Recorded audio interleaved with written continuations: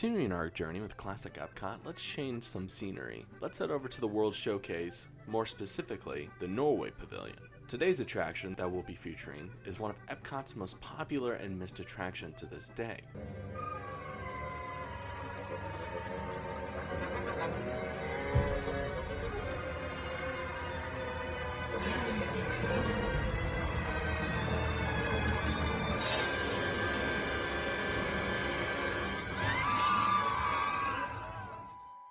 The attraction was located in Epcot's Norway Pavilion, showcasing Norway's culture and mythology through scenes, backdrops, and audio animatronics. Although the Norway Pavilion opened in May of 1988, the attraction would not open until July 5th, when it finally had its official opening. Originally called Sea Venturer, Maelstrom took guests on an incredible voyage through the past, present, and mythological world of Norway. Riders would board their ride vehicles, which were themed to Viking ships. As the Viking ships depart the loading dock, the boat turns a corner into a small tunnel and up the ride's only lift hill. A mysterious voice informs guests that those who seek Norway's spirit will find peril and adventure.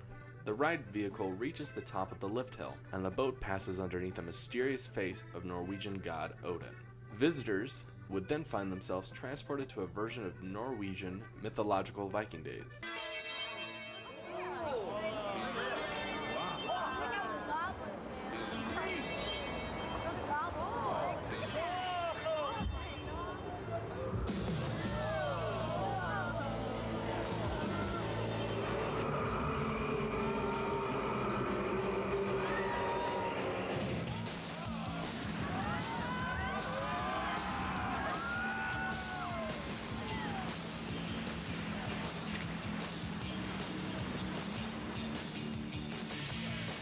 The Viking ship would then enter a swampy area where guests would come to a face-to-face with two Norwegian trolls. The trolls would then be angry by guests and then cast a spell on the boat, sending the guests backwards the other portion of the ride. The ship flows past scenes of polar bears and then live trees before stopping on the edge of a waterfall, exposed to the pavilion's main thoroughfare. The boat then continues moving forward again, and the boat then descends a 28-foot drop into a model of the North Sea.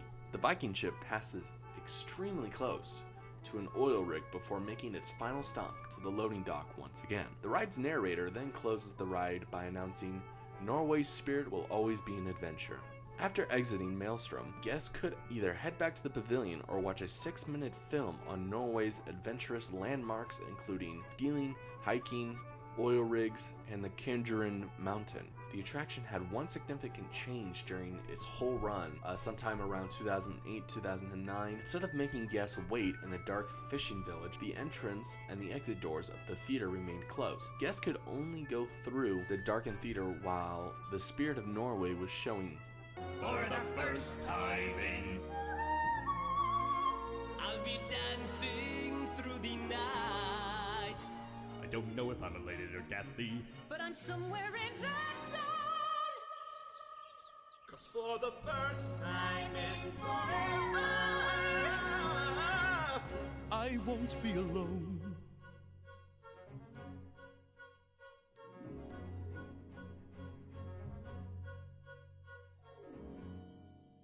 On September 12th, 2014, Disney announced that Maelstrom would sadly be replaced by an attraction based on, some movie named Frozen. I don't know who's watched that. After more than 27 years, the final day of Maelstrom was on October 5th, 2014. And to a lot of Epcot fans, this was devastating news because this was starting to show Disney's side of wanting to push more intellectual properties into Epcot. The new attraction would use the same layout of Maelstrom and just add the Frozen IP to the existing attraction. Since the Frozen film did have a Norwegian setting, Epcot's Norway Pavilion was more of a no-brainer for Disney and would be a perfect location for Anna and Elsa's meet and greet, following the film's huge box office success. After 5 hours plus lines to meet these characters, Disney announced Maelstrom would close for good on October 5th, 2014, and would be replaced by a Frozen-themed attraction. Frozen Ever After finally opened to guests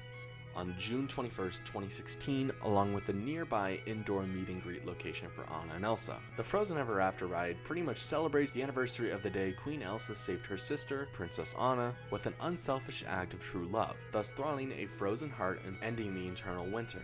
To celebrate the event, Elsa bestowed an official summer snow day upon Arendelle, inspiring the amusement ride. Advertisements promoting the winter festival are visible to guests as they go through the queue.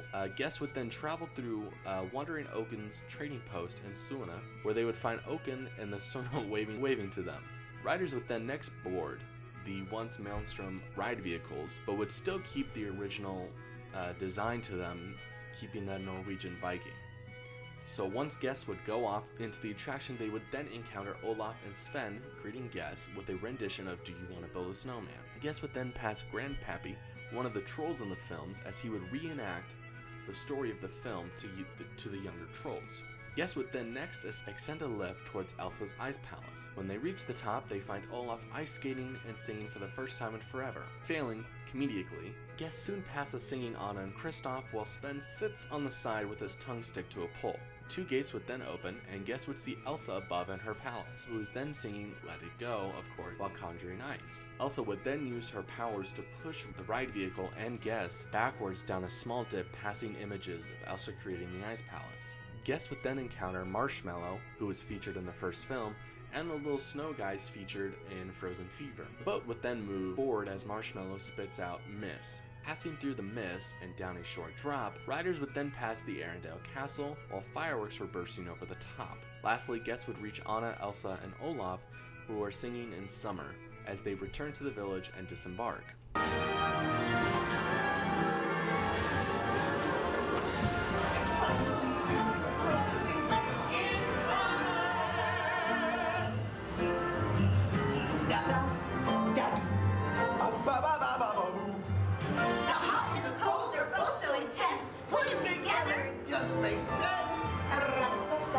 So what did the public really think about Frozen Ever After when it first came out? Well, it was more split.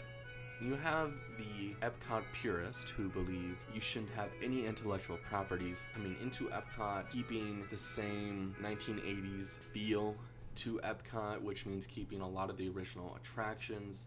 And then you have the other side, the new people who want new stuff to Epcot. A lot of people do find Epcot boring, and it's not for them.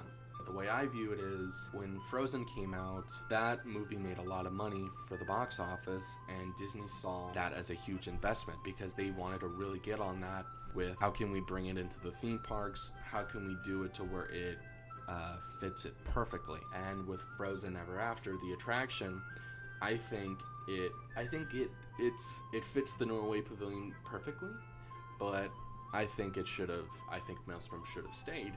And then where would you find even the remnants of Maelstrom today? The only thing I could really find was the Maelstrom Viking ship. The ride vehicles from the original attraction are still being used today. The exterior waterfall, which guests would look out to the pavilion in Maelstrom, is now pretty much walled over. You can't see into the attraction now. You can't look out of it when you're in the ride. Fans of Maelstrom may still notice the light of Odin's eye now shines behind Elsa's ice castle towards the start of the attraction. Also in the ride scenes featuring Elsa singing Let It Go, if you look up at the ceiling for a swirling light effect, it's the same from Maelstrom when the trolls sent gas backwards. And today, looking back at the attraction Maelstrom, I still would have loved to experience the attraction. I think it should have obviously stayed, but even though it's the same track layout and pretty much the same ride elements with what we got with Frozen Ever After, my view on Frozen Ever After, I enjoyed the attraction overall. I love Anna and Elsa. The main things I really love about the attraction is the final scene of the attraction featuring Anna, Elsa, and Olaf. I really love the animatronics. I think they look really good. Personally, I would have preferred Maelstrom to stay in the Norway Pavilion, but just update the attraction with new projection mapping technology from what we are seeing with, say, Alice in Wonderland and Disneyland in Anaheim. So how about you? What did you think about Maelstrom? Do you think it should have stayed? Do you think it should have been replaced? What do you think about Frozen Ever After? Do you think it's a worthy successor? Let me know in the comments below. And if you like this video, make sure to subscribe so you don't miss out on any of our upcoming videos to do with theme parks from around the world.